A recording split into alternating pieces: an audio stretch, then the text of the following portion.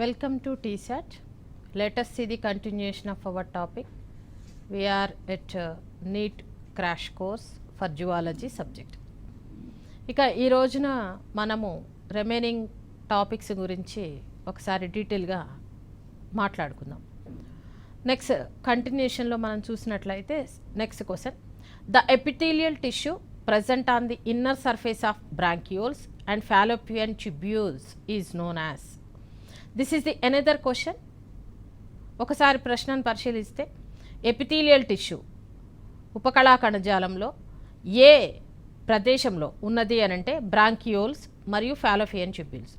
Bronchioles అంటే సాధారణంగా మనందరికీ తెలుసు శ్వాసనాళికలు అని పిలుస్తాం. ఈ శ్వాసనాళికలు మరియు ఫాలోపియన్ ట్యూబ్యూల్స్ అంటే మన శ్రీబీజ వాహికల్లో ఏ రకానికి చెందినటువంటి ఎపిథీలియల్ టిష్యూ ఉన్నది అనేది ఇక్కడ ప్రశ్న. చాలా గుడ్ క్వశ్చన్ అండి. దీన్ని మనం ఒకసారి చూసినట్లయితే ఇంతకుముందు చెప్పినట్టుగా మనం ఆప్షన్స్లో ఎలిమినేషన్ మెథడ్కి వెళ్దాము. ఫస్ట్ గ్లాండ్యులార్ ఎపిథీలియం, ఫస్ట్ ఆప్షన్ ఇది. Second one ciliated epithelium, third one is the squamous epithelium, fourth one is the cuboidal epithelium. తెలుగులో చూస్తే మొదటిది గ్రంథియుత ఉపకళ, శైలికామయ ఉపకళ, అలాగే స్క్వామస్ అంటే స్తరిత ఉపకళ, నాలుగవది ఘనాకార ఉపకళ. ఈ క్రింది వాటిలో అన్నీ కూడా మనకి సింపుల్ ఎపిథీలియం, అన్నీ కూడా ఏమంటారు ఉపకళా కణజాలానికి చెందినటువంటివే ఉన్నాయి. వీటిల్లో ఏది మనకు ఫాలోపియన్ ట్యూబ్యూల్స్ బ్రాంకియల్స్లో ఉందో క్వశ్చన్ అడగడం జరిగింది. మనందరికీ తెలుసు ఫాలోపియన్ ట్యూబ్యూల్స్ అండ్ బ్రాంకియోల్స్ అనేటటువంటివి లోపల కొంతవరకు ఫాలోపియన్ ట్యూబ్యూల్స్ లోపల శ్రీబీజ వాహికల్లో అండము యొక్క కదలికలకు ఉపయోగపడేటటువంటి కణజాలం ఉంటుంది. అలాగే బ్రాంకియోల్స్ శ్వాసనాళికల్లో ఆక్సిజను కార్బన్ డయాక్సైడ్ యొక్క కదలిక జరగడానికి ఉపయోగపడే కణజాలం. ఈ ఉపయోగపడేటటువంటి కణజాలము ఖచ్చితంగా మనకు కదలికకు ఉపయోగపడే కణజాలం ఏది అని పరిశీలించి చూసినట్లయితే glandular epithelium, first option glandular epithelium. Glandular epithelium అంటే గ్రంథియుప ఉపకళ.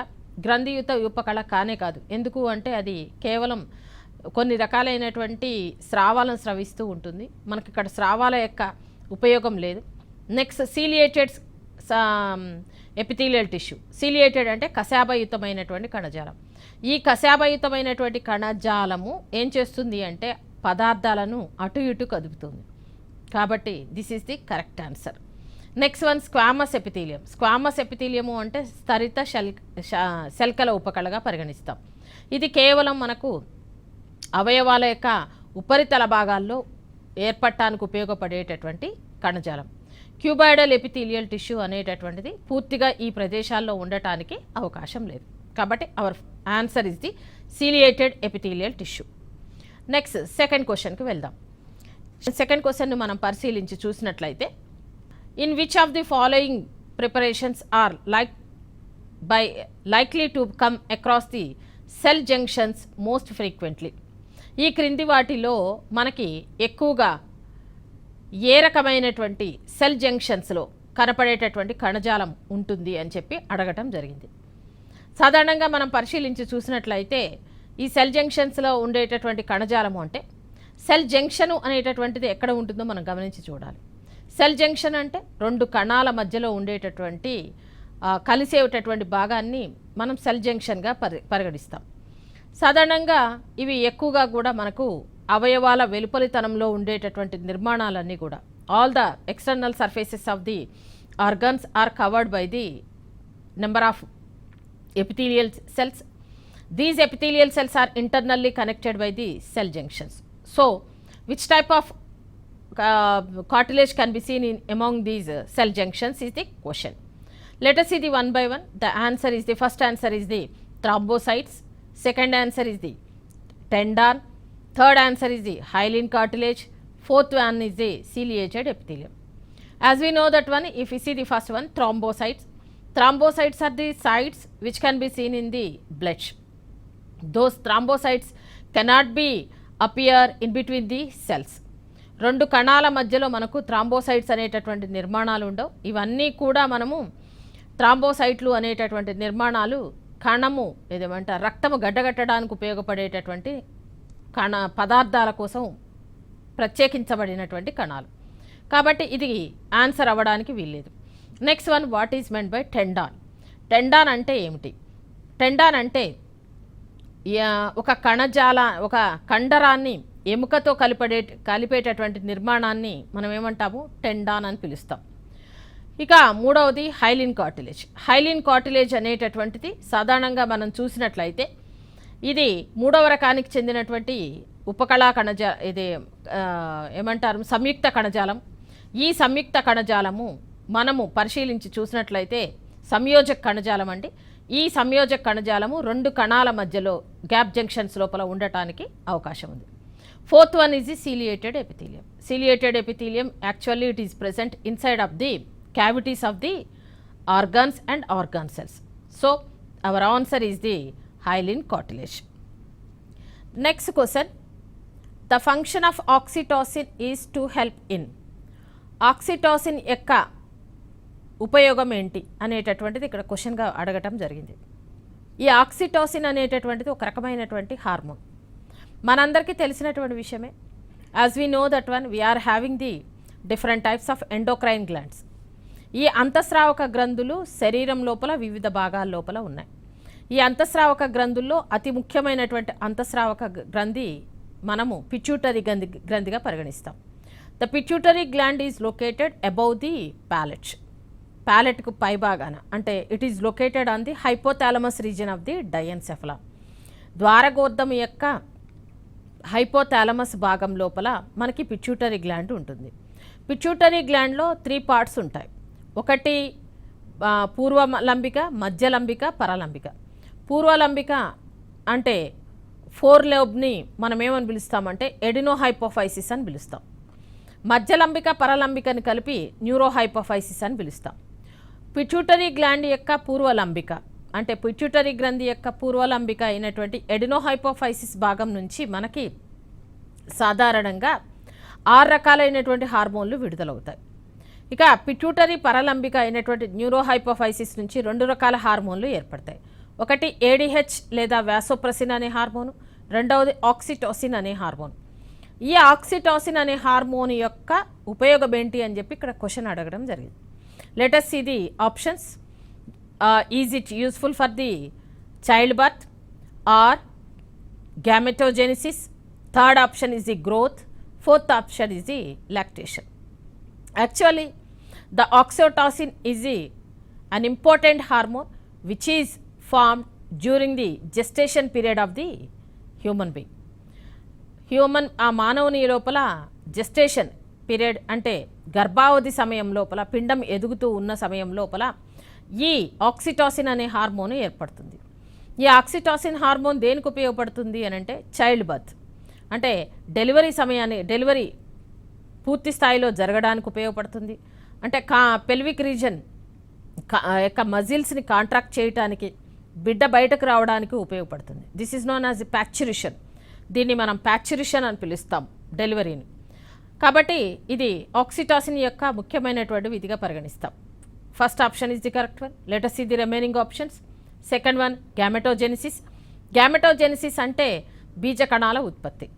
ఆక్సిటోసిన్కి గ్యామెటోజెనిసిస్కి సంబంధం ఏమీ లేదండి. బీజ కణాల ఉత్పత్తికి దానికి ఎటువంటి సంబంధం లేదు. నెక్స్ట్ మూడవది growth is a special character which is simulated by the somatotrophic hormone. పెరుగుదల హార్మోన్ వల్ల గ్రోత్ అనేది జరుగుతుంది, కానీ ఆక్సిటోసిన్ వల్ల కాదు. నాలుగవది లాక్టేషన్ అంటే ఇది పూర్తిగా బిడ్డకు క్షీరము లేదా పాలు ఇవ్వటాన్ని లాక్టేషన్ అంటాం. ఈ lactation and child birth are the 2 important phenomena which are regulated by our oxytocin. You should remember this is the most important. Next one, let us see the second question. Which set is similar? Another important question. Here they are asking about the similar sets which are interrelated with each other. You should identify the similar set, not non-similar. ఈ క్రింది వాటిలో ఒకే విధంగా ఉన్నటువంటి 2 భాగాలను గుర్తించండి అని అడుగుతున్నారు. ఏమిటివి ఒకే విధంగా ఉన్నాయి అని అంటే, first one corpus luteum and Graafian follicles, first option. Second option sebum and sweat. Third option bundle of His and pace maker. Fourth option vitamin by I think that vitamin B3 and niacin. ఈ వీటిలలో మనకి 4 ఆప్షన్స్లో కూడా మనకి ఏది ముఖ్యమైనది అనేది మనల్ని 2 ఒకే విధంగా ఉన్నాయి అని చెప్పి అడగడం జరిగింది question. Corpus luteum and గ్రాఫియన్ follicles. As we know that one, in the female reproductive system, we can see the 2 ovaries are located in the pelvic region. Inside each ovary, it has stroma inside of the ovary, stroma. In the stroma, we can see the developing embryo, developing follicles, follicles. Those follicles are known as the Graafian follicles. When the Graafian follicle undergoes the ovulation, that is, then it will becomes into the corpus luteum. So these are interrelated with each other. This is the correct answer. సాధారణంగా స్త్రీబీజ కోశం లోపల అభివృద్ధి చెందుతున్నటువంటి పుట్టికలు ఉంటాయి. ప్రతి నెల స్త్రీజీవి శరీరం నుంచి ఒక అండం విడుదలవటానికి ఒక గ్రాఫియన్ పుట్టిక అనేది ఎదుగుతూ ఉంటుంది. గ్రాఫియన్ పుట్టిక పగిలి అండాన్ని విడుదల చేయగానే దాన్ని కార్పస్ లూటియం అంటాం. కాబట్టి గ్రాఫియన్ పుట్టిక మరియు కార్పస్ లూటియం అనేటటువంటి 2 కూడా సిమిలర్గా ఉన్నటువంటి అంశాలు. రెండవది సీబమ్ అండ్ స్వెట్. సీబమ్ అంటే మనము సాధారణంగా సెబేషియస్ గ్లాండ్స్ నుంచి మనకు ఒక రకమైనటువంటి క్రొవ్వు వంటి పదార్థం విడుదలవుతుంది. సీబమ్ అనేటటువంటి పదార్థాన్ని క్రొవ్వు వంటి పదార్థము అది సెబేషియస్ గ్లాండ్స్ నుంచి విడుదలవుతుంది. దాన్ని మనం స్వెట్ చెమటని కలిపారు. చెమట అనేటటువంటి స్వెట్ అనేది స్వేద గ్రంథుల నుంచి విడుదలవుతుంది. సీబమ్ సెబేషియస్ గ్లాండ్స్ నుంచి విడుదలవుతుంది. కాబట్టి ఈ 2 డిస్సిమిలర్గా ఉన్నాయి కాబట్టి ఇది ఆన్సర్ అవ్వడానికి అవకాశం లేదు. Next one, bundle of His and pacemakers. As we know that one, bundle of His are the structure which arises from the AV node of the heart. It is connected with the AV node. From the bundle of his, number of Purkinje fibers will arise. Those Purkinje fibers are innervated into the walls of the ventricles. And it is it related with the pacemaker? ఈ bundle of his అనేది face maker తోటి కలపబడి ఉంటుందా? Yes. మన శరీరంలో 2 face makers, గుండెలో 2 face makers లేదా లయారంభకాలు ఉన్నాయి. ఒకటి ఎస్ఏ నోడ్, సైనో ఆరికులార్ నోడ్. రెండవది ఏవి నోడ్, ఏచియో వెంట్రికులార్ నోడ్. ఈ ఏవి నోడ్ అయిన ఏచియో వెంట్రికులార్ నోడ్ నుంచే బండిల్ ఆఫ్ హిస్ అనేది ఎరైజ్ అవుతుంది. కాబట్టి ఈ ఆన్సర్ కూడా కరెక్టేనండి. Next one, niacin and it is అనేటటువంటి దాన్ని మనం విటమిన్ B3ని నియాసిన్తో కలపవచ్చా? కలపడానికి వీల్లేదు. So it is not A answer for this question. The answer is the A and C. Next, let us see the next one. Toxic agents present in food which interfere with the thyroxine synthesis lead to the development of. సాధారణంగా కొన్ని విష పదార్థాల వలన ఆహారంలో మనకి thyroxine యొక్క synthesis అనేది సరిగ్గా జరగకపోతే ఏం జరుగుతుంది డెవలప్మెంటల్ యాక్టివిటీస్ మానవుని శరీరంలో అని క్వశ్చన్ అడగటం జరిగింది.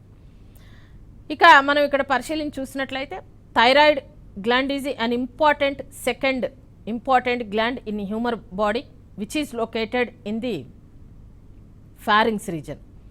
గ్రసని భాగంలో సీతాకోక చిలుక ఆకారంలో ఉండేటటువంటి నిర్మాణాన్ని థైరాయిడ్ గ్రంథి అంటాం. ఈ థైరాయిడ్ గ్రంథి నుంచి మనకు థైరాక్సిన్ అనే హార్మోన్ విడుదలవుతుంది. ఇది అన్ని బయలాజికల్ యాక్టివిటీస్ని, బేసిక్ మెటబాలిక్ రేట్, సాధారణ జీవక్రియ వేగాన్ని లేదా రేటును నియంత్రించేటటువంటి హార్మోన్గా థైరాక్సిన్ని చెప్పుకుంటాం. ఇది 3 రకాలుగా ఉంటుంది, T3, T4. ఈ రెండింటిని కలిపి మనం థైరాక్సిన్ అంటాం.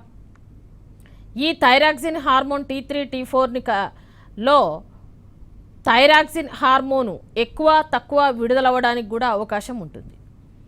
ఈ థైరాక్సిన్ హార్మోను థైరాయిడ్ గ్రంథి నుంచి విడుదలవ్వాలి అని అంటే పిట్యూటరీ గ్రంథి నుంచి వచ్చే థైరాయిడ్ స్టిమ్యులేటింగ్ అనేటటువంటి హార్మోను థైరాయిడ్ గ్రంథిని ప్రేరేపించినప్పుడు మాత్రమే థైరాయిడ్ గ్రంథి నుంచి T3, T4 హార్మోన్లు విడుదలవుతాయి. సో మనం తీసుకునే ఆహారంలో టాక్సిక్ పదార్థాలు, విష పదార్థాలు ఉండటం వలన అది ఏ విధంగా శరీరాన్ని ప్రభావితం చేస్తుందనేది ఇక్కడ ప్రశ్న. ఆప్షన్స్ చూద్దాం. 1 toxic goitre, second one cretinism, third one simple goitre, fourth one is the thyrotoxicosis. ఈ 4 ఆప్షన్స్ని ఒకసారి చూద్దాం.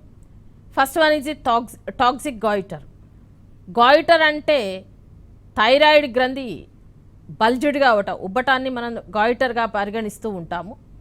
ఇది టాక్సిక్ గాయిటర్గా మనం కన్సిడర్ చేయడానికి వీల్లేదు. టాక్సిక్ సబ్స్టెన్స్ తీసుకున్నంత మాత్రం టాక్సిక్ గాయిటర్ అనేది రాదు. Second one cretinism. క్రెటినిజం అంటే ఏంటి?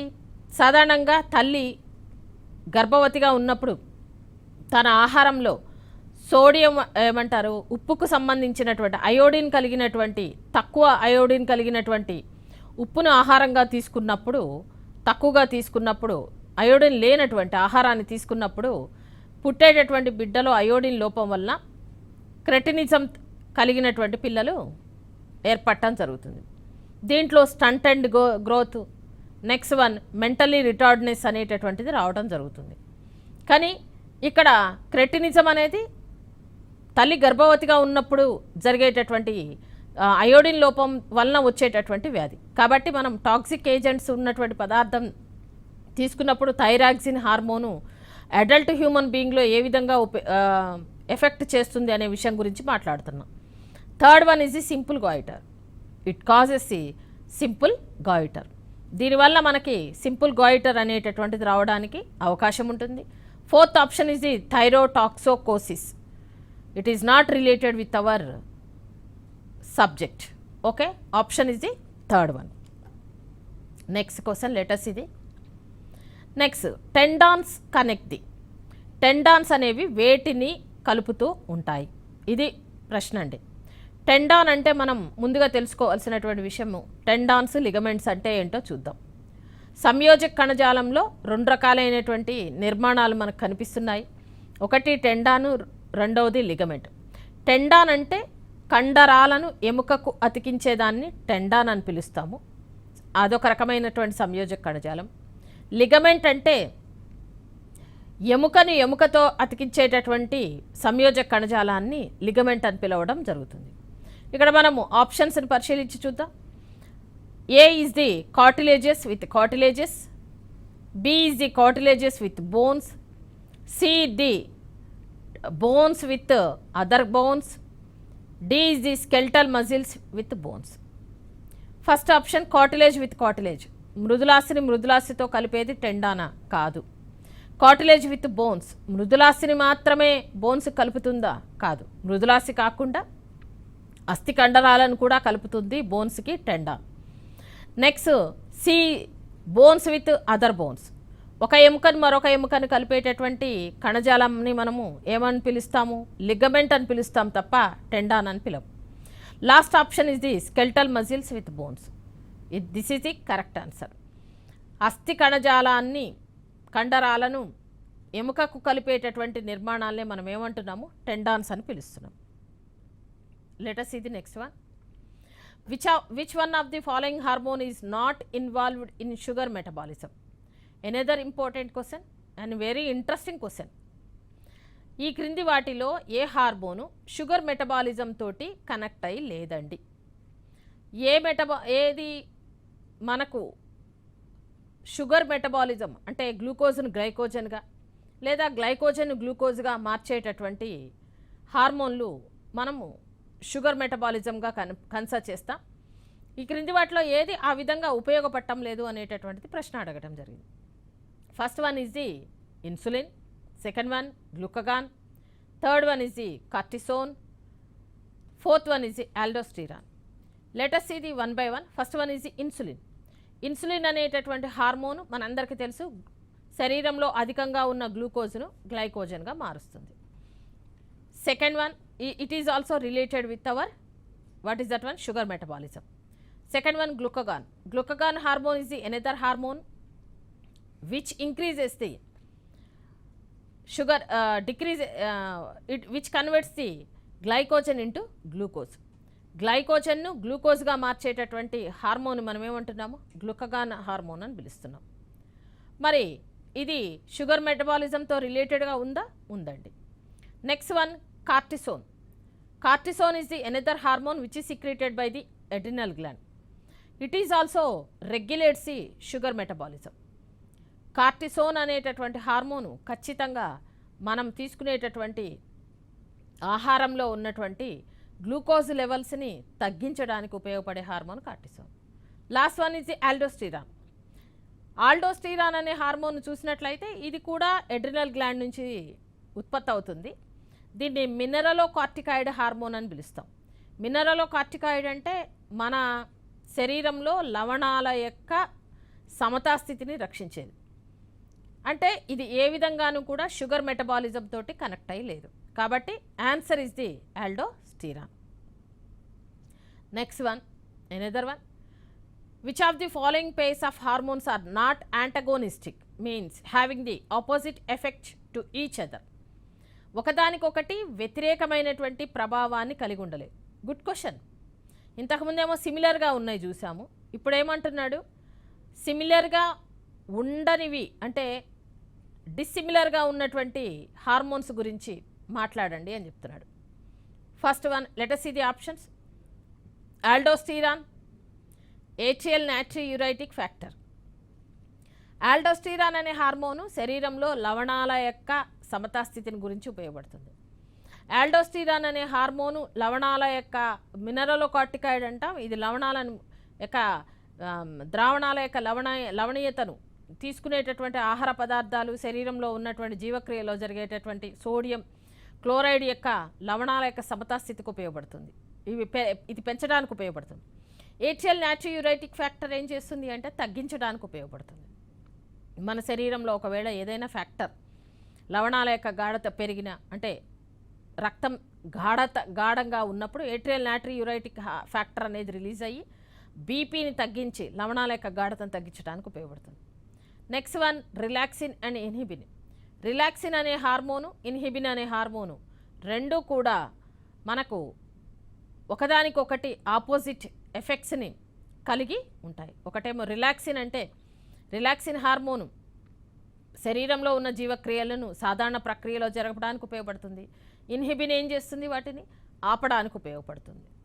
Third one is the parathormone and calcitonin. ఇవి రెండూ కూడా రక్తంలో కాల్షియంని నియంత్రించడానికి ఉపయోగపడుతున్నాయి. ఇక ఇన్సులిన్ అండ్ గ్లూకగాన్.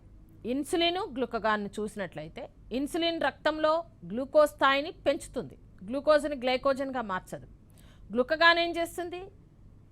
గ్లైకోజన్ను గ్లూకోజ్గా మారుస్తుంది. అంటే రెండు ఒకదానికొకటి వ్యతిరేకమైనటువంటి ఏమంటారు లక్షణాలు కలిగి ఉంది. ఈ విధంగా మనకి ఒకదానికొకటి వ్యతిరేకంగా లేనటువంటి లక్షణాలు కలిగి ఉన్నటువంటి ఆప్షన్ ఏంటి అంటే second one, relaxin and inhibin రెండు కూడా సిమిలర్గా పనిచేస్తూ ఉన్నాయి. Correct answer is this second option. Next one, the posterior pituitary gland is not a true endocrine gland because posterior pituitary gland, pituitary గ్రంథి యొక్క పరలంబిక it is not a true endocrine gland. ఎందుకు? ఇది పూర్తి స్థాయిలో ఎండోక్రైన్ గ్లాండ్ కాదు అని చెప్పి మనల్ని ఇక్కడ ప్రశ్నిస్తున్నారు. ఎందుకు అనేటటువంటి విషయాన్ని గురించి మనం ఆలోచించాల్సినటువంటి అవసరం ఉంది. ఒకసారి ఆప్షన్స్ చూద్దాం. It is provided with a duct, it only stores and releases hormone, it is under the regulation of hypothalamus, it secretes the enzymes. So if you see the options, posterior part of the pituitary gland ni a true endocrine gland ga enduku pilavadam ledu ane daniki answer modati option, it is provided with a duct. Duct ఉన్నంత మాత్రాన endocrine gland కాదా అని ఇక్కడ ప్రశ్నిస్తున్నారు.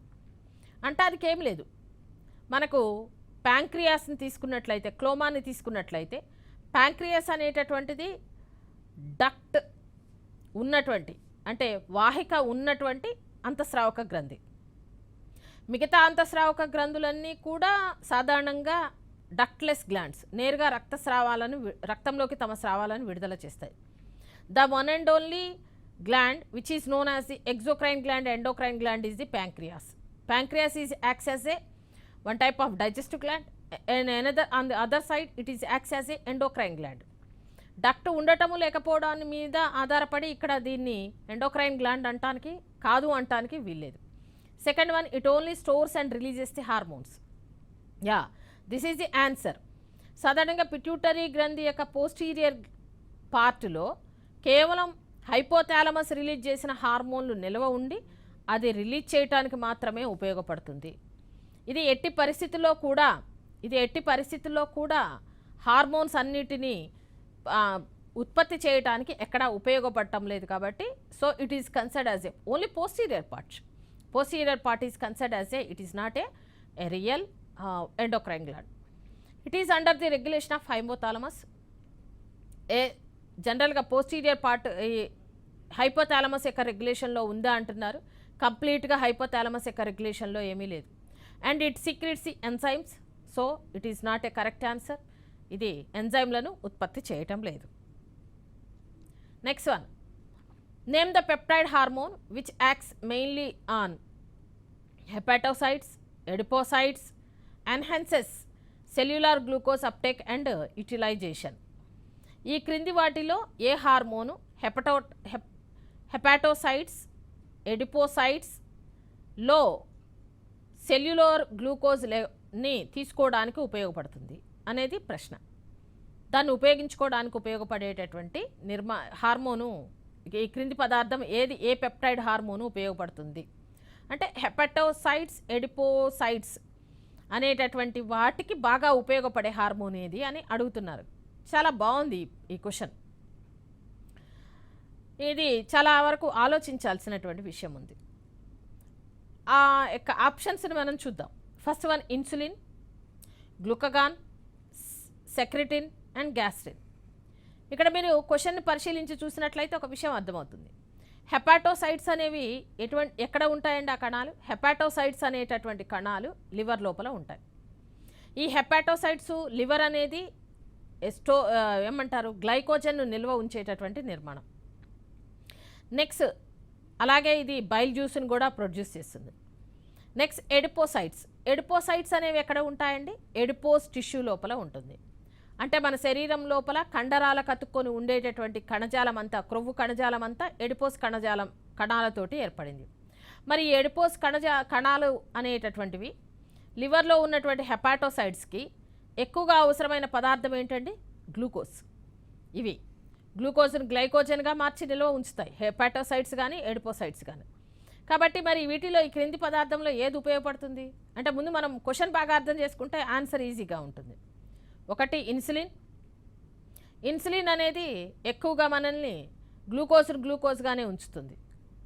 రెండవది glucagon, ఇది గ్లైకోజన్ను గ్లూకోజ్గా మారుస్తుంది. మూడవది సెక్రిటిన్ అనేటటువంటి హార్మోను లివర్ మీద పనిచేసి లివర్ నుంచి బైల్ జ్యూస్ విడుదలవ్వటానికి ఉపయోగపడుతుంది. గ్యాస్ట్రిన్ అనేటటువంటి హార్మోను గ్యాస్ట్రిక్ గ్లాండ్స్, జీర్ణాశయంలో ఉన్నటువంటి గ్యాస్ట్రిక్ గ్లాండ్స్ను కాంట్రాక్ట్ చేసి గ్యాస్ట్రిక్ జ్యూస్ రిలీజ్ అయ్యేటట్టు చేస్తుంది. అంటే సెక్రిటిన్, గ్యాస్ట్రిన్ అనేటటువంటివి, గ్లూకగాన్ అనే ఈ మూడు హార్మోన్లు కూడా హెపాటోసైట్స్తో కానీ ఎడిపోసైట్స్తో కానీ నేరుగా సంబంధాన్ని కలిగి లేవు. కాబట్టి ప్రతి కణము కూడా హెపాటోసైట్స్, ఎడిపోసైట్స్ పూర్తి స్థాయిలో గ్లూకోజ్ను వినియోగించుకోవాలి అని అంటే రక్తంలో కణంలో గ్లూకోజ్ ఎక్కువగా ఉండాలి. వాటికి ఉపయోగపడేటటువంటి పదార్థం హార్మోన్, పెప్టైడ్ హార్మోన్ ఏది అంటే insulin is the hormone which increases the glucose level in the human body and also it helps it is known as hyperglycemic hormone. Glucose స్థాయిని పెంచుతుంది కాబట్టి దీన్ని హైపర్గ్లైసిమిక్ హార్మోన్ అని పిలవటం జరుగుతూ ఉంటుంది. Next question, Graves disease is caused due to. Graves వ్యాధి అనేటటువంటిది దేనివల్ల ఏర్పడుతుంది? ఇది కూడా చాలా గుడ్ క్వశ్చన్ అండి. ఇదంతా కూడా మనం ఆప్షన్స్ చూసినట్లయితే చాలా వరకు కన్ఫ్యూజ్ అవ్వడానికి అవకాశం ఉంది. ఒకసారి ఆప్షన్స్ చూడండి. Which situation can causes the Graves disease? It is related with the thyroid gland. Okay, let us see the answers. First option is the hyposecretion of the thyroid gland. Second option is the hypersecretion of the thyroid gland. Third option is the hyposecretion of adrenal gland. Fourth option is the hypersecretion of adrenal gland. As we know that one, it is related, Graves disease is the disease which is related with our thyroid gland. Thyroid గ్రంథితోటి సంబంధాన్ని కలిగి ఉంది Graves వ్యాధి. కాబట్టి మనకి adrenal gland తోటి సంబంధం లేదు. Hyposecretion of adrenal gland, hyper secretion of the adrenal gland. So C and D కాదండి. మరి ఫస్ట్ అండ్ సెకండ్ ఆప్షన్స్లో ఏదై ఉండొచ్చు? Hyposecretion of the thyroid gland causes the hypothyroidism. The hypothyroidism is also known as it is the one type of myxoedema or simple goiter. Next one, second option is the hypersecretion of the thyroid. Hypersecretion of the thyroid causes the Graves disease. This is the answer for the second option. So we will conclude this one. We will continue in our next class.